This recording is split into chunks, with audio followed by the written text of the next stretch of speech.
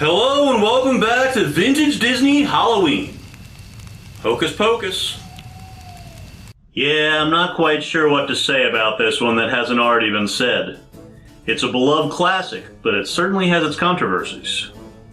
I saw it when it came out in the summer of '93, which I guess Disney still hasn't learned is a bad time to release a Halloween movie.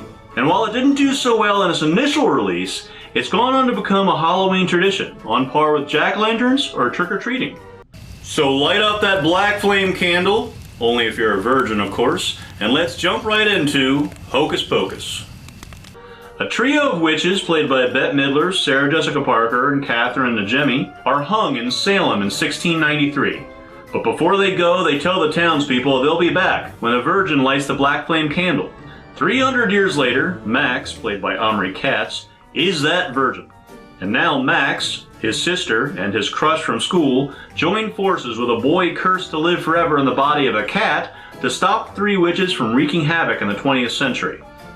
Or running amok. The plot certainly leads to a number of possibilities, but how did Hocus Pocus all come together? As far as characters go, the most enjoyable are the witches themselves. Bette Midler gives a lot of energy to a role that isn't given a whole lot on the page. Sarah Jessica Parker and Catherine NIJIMY are given a little bit less to do, but still give an adequate performance as the dumb ones. Midler's role was originally written with Cloris Leachman in mind, and NIJIMY's role almost went to Rosie O'Donnell, and thankfully she turned it down, saying she didn't want to play a scary witch. Yeah, I'm not going there. They seem to be having a lot of fun as broadly played villains, and the typical character from another time experiencing our world jokes can be creative until they're dropped altogether, and we get questionable gags like this. Hello there! Let me see your driver's permit. You shouldn't know what that is. Hocus Pocus started out as a script bought by Disney in 1984 called Halloween House that would have been a bit darker than the final project and featured a younger cast. After a few rewrites with the kids being aged up a bit, the script finally gained the interest of Bette Midler, and the movie was fast-tracked. The kids in the movie are your typical heroes in any kids' movies. They're likable enough, but don't have any real character traits outside of being the ones that save the day. I can't be too harsh on them, as the lead is played by Omri Katz, who had starred on one of my favorite shows as a kid, Erie, Indiana. Got to meet him last year. Good guy. It's hard to picture anyone but Omri in the role, but Max almost went to Leonardo DiCaprio. But as filming began, he was still working on What's Eating Gilbert Grape. The love interest does fine, but seems like her knowledge of the witches is underwritten and could have been more interesting. And Thora Birch thankfully doesn't play the little sister in the overly cutesy style common with child stars of that time. Binks the cat is voiced by Max Goof himself, Jason Marsden, who not only seamlessly dubs his human counterpart's voice at the beginning, but also worked with Omri Katz on Erie, Indiana as the mysterious Dash X. Two connections to Erie, Indiana. Can't go wrong with that. Rounding out the cast, because this is an early 90s movie, we of course get two bullies. These type of characters can be annoying, but Jay and Ernie are almost as enjoyable as the witches for their ineptitude.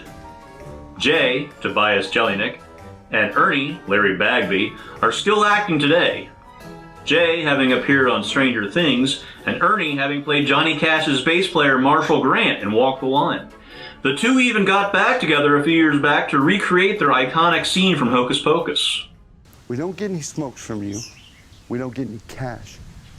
What am I supposed to do with my afternoon? Maybe you could learn to breathe through your nose. Whoa.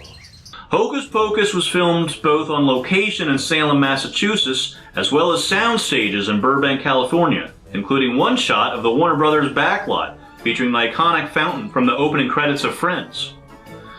The sets and on-location shots really capture not only the Halloween feel, but fall in general. With witches flying around on brooms and vacuum cleaners, talking cats, and a decaying zombie on the loose, the special effects and makeup are really something. The score was written in 2 weeks, as the original composer, James Horner, who had scored The Rocketeer, had to drop out. However, he did contribute Sarah Jessica Parker's song number, the oddly over-sexualized performance of Come Little Children, Other soundtrack highlights include the Witches cover of Screamin' Jay Hawkins' I Put a Spell on You. It's one of my favorite set pieces in the film because it has the most Halloween elements, taking place at a costume party, and the band being made up of guys dressed as skeletons. Plus, the lights and decorations make for some great imagery. As for the quality of the song itself, it's fine and becomes a plot point, but it's one of those songs that just shouldn't be covered. Screamin' Jay just did it right the first time around. Despite mixed reviews and poor box office, Hocus Pocus has developed a cult following in its years since its release. Since its initial release to home video in 1994, the film has consistently made big money in sales every October. TV airings on ABC also allow the film to build a following, as evidenced by a 2010 airing that garnered 2.8 million viewers. Much like A Christmas Story, another film with an initially low box office take that has developed into a phenomenon, Hocus Pocus has even seen a merchandising boom in recent years, with Spirit Halloween practically serving as the official headquarters of Hocus Pocus. So it's not surprising that Disney would decide it was time for a sequel, 29 years after the first. For a made-for-streaming movie, it feels like a film that could have come out in theaters. I like certain elements, like the flashbacks involving the three witches as children, and I think that should have been the focus. As is, it feels a bit unneeded, especially given the ending of the first movie, and kind of like a cash grab. It's not one I'd watch again, though I do hear Disney wants to do a third installment, and the original kids have expressed interest in coming back. Depending on how it's handled, I'd be down for that. As is, though, I think the magic lies in the original Hocus Pocus.